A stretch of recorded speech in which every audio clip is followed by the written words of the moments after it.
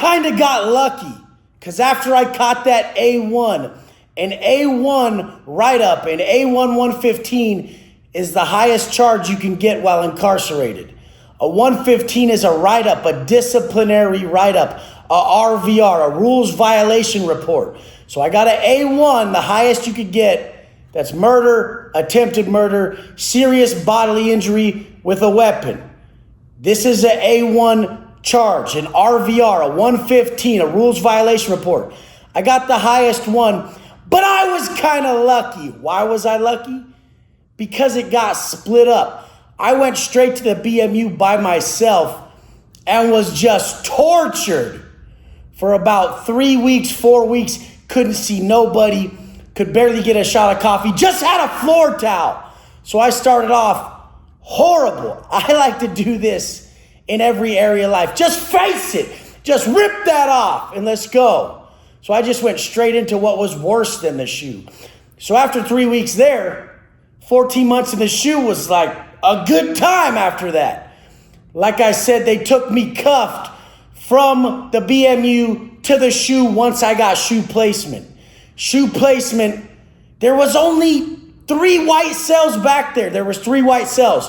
There was Bobby from Butte County Gangsters, and then there was Daniel, his cellie. Then there was little Chris from IE, who was SKS, and then there was his cellie, just a normal white boy, normal name. And then there was Swally from San Bernardino. And then there was me. There was only 6 white boys, 3 cells. That's how it is in the pen. A whole building and no more than like 7 or 10 white cells. That's your people. But you're rolling with the Southsiders. So you got a big car that is, your car is small, the white boys, but you do ride with the Southsiders. So if it cracks, usually at most joints, the Southsiders and the Woods jump together. But anyways, we would work out together and help each other in the back. So it's not like you're fully isolated, not able to talk to anybody. Still, 23-hour lockdown in the cell with the cellie is torture. You almost want to be by yourself sometimes.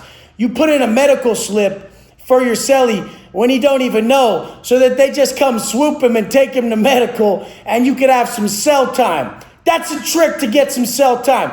Everybody's always wondering how you can get some privacy in the pen. That's how we do it. All of a sudden, your cellie gets called to medical. He's like, oh, motherfucker, I see what you did, fool. Good shit, whatever. I got you next week. Anyways, me and Swally in the cell, we like it in the cell. When you've been in the cell that long, anything more than 5 steps in a forward direction, and you start to feel weird. That step starts to feel off. Now, the imaginary evils in this type of situation that just run a train on your mind are way worse than the workouts in the cages, way worse than the food being fed, everything in between. I told you the story about Sergeant Slaughter when he came to bring me my tray. I had shoved the brownie. I didn't eat sweets for years upon years upon years. Nothing. Just protein and barely any carbohydrates. That's just how I rolled. I wanted to be ripped. Nobody had veins. Look at these fat motherfuckers out here posting their pics thinking they're swole. If it ain't veiny, it's fat, motherfucker. Get to work. This is how the human body works. When you got low body fat, you're veiny. There's no doubt about it. I don't care who you are. You will be slathered in veins when you get rid of that fat boy. Fat boy, that's the fucking thing. So I just didn't want to be a fake ass, fake swole, fake hard motherfucker walking around the yard like he was big when it was some fake ass size coming from them soups, what they call blow up food, with a little bit of spread fucking every time after you work out. I would just eat my protein and then just suffer. Just suffer. Suffering did the trick for me because I learned to take more pride in not being pleased. I learned to take more pride in not getting my way. I learned to take more pride that I was more dedicated than all these motherfuckers. And I just would come out every unlock like, hey, what's up? What's up? And these fools would look at me like, dude, how are you doing this? Comprehension, motherfucker. Intensity, motherfucker. Commitment, motherfucker. Understanding that I'm creating something bigger than you are, motherfucker. I ain't just living today. I'm creating this grand vision. I know what I'm going to do with this because I know what I admire and I'm about to acquire it, motherfucker. This is the deal.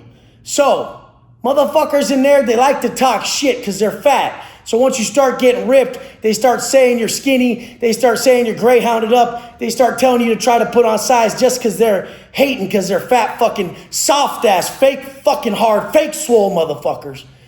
And that's when I would just get at a motherfucker. I'd just tell them everything. And the fact is, if a motherfucker in that position ain't asking you how to fucking get veiny, how to really build muscle, and they're just hating on where you're at, it's because that's what they want. Everybody knows it. Everybody fears what they don't understand. If you keep changing all crazy, they'll just say it's something that they don't fucking know. They'll just cop out too easy. The fact is when we're in that position, the mindset is that everything that's hardest for us is keeping us from drifting into what we cannot solve.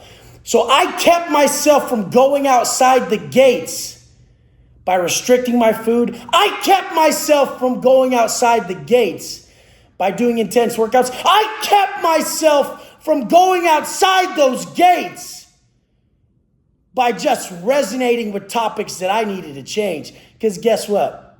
I knew what I wanted to be. I wanted to be a jacked ass dad and husband, and I wanted to be that product of the penitentiary. I don't denounce my past, pussy. I don't. I embrace it, and I walk straight into it. Take the positives from it. Do you guys have to go there to be swole? Fuck no, it's a stupid ass place. Don't go. Your boy Wes went for you. Fuck that shit. This is the thing though, is I sat there and I would restrict all these things. And what it did is keep me from creating deeper, more extensive, detailed imaginary evils. I couldn't go past that fence when I was starving. I couldn't go past that fence when I was massacring a workout. I couldn't go past that fence when I was working on myself.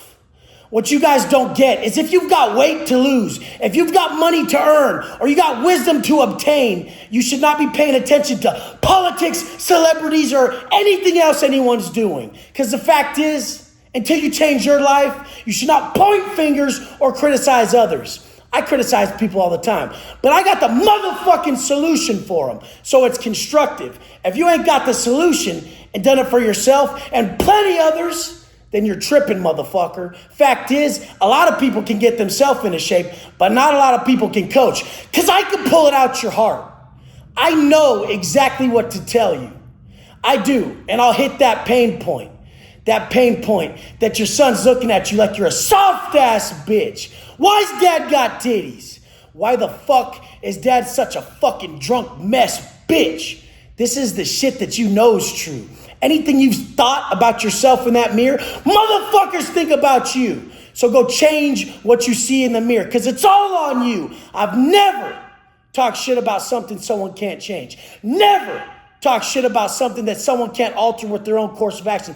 The greatest form of motivation is knowing that through conscious endeavor, we can change the course of our lives. Like I did, motherfucker, and I'll die teaching this process. Love you guys. Love everybody who's changing, sending me those messages. Thank you. It's just fuel for a motherfucker. When life comes, when those crises hit, we just get stronger, motherfucker, because we say thank you, and we see the silver lining. Love you guys. Let's go.